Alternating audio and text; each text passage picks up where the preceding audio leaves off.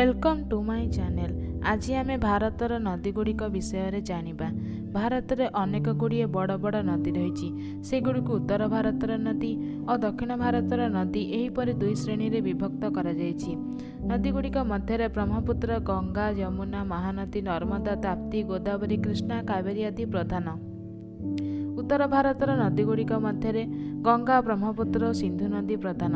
एही नदी और सेमानंकर अधिकांश उपनदी हिमालय उत्पत्ति लाभ करिसेंती।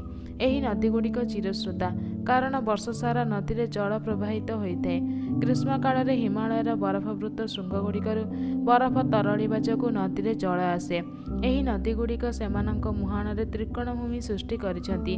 गंगा ब्रह्मपुत्र नदी द्वारा सृष्ट त्रिकोणभूमि पृथ्वीर सर्वबृहत त्रिकोणभूमि अटे।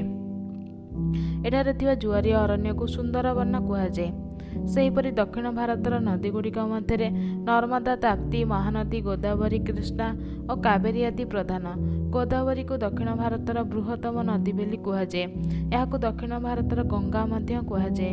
नर्मदा और ताप्ती नदी द्वय पश्चिम दिग को गति करी आरब सागर में पड़िछंती।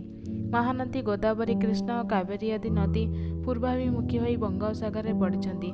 एही नदी गुड़िक मुहाण रे उर्वर त्रिकोणभूमि मान सृष्टि होईछि। त्रिकोणभूमि अंचल शस्य श्यामला, एथिपाई एठारे जनसंख्यार घनत्व मध्य अधिक।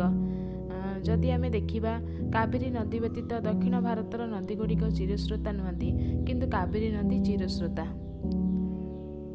Thank you.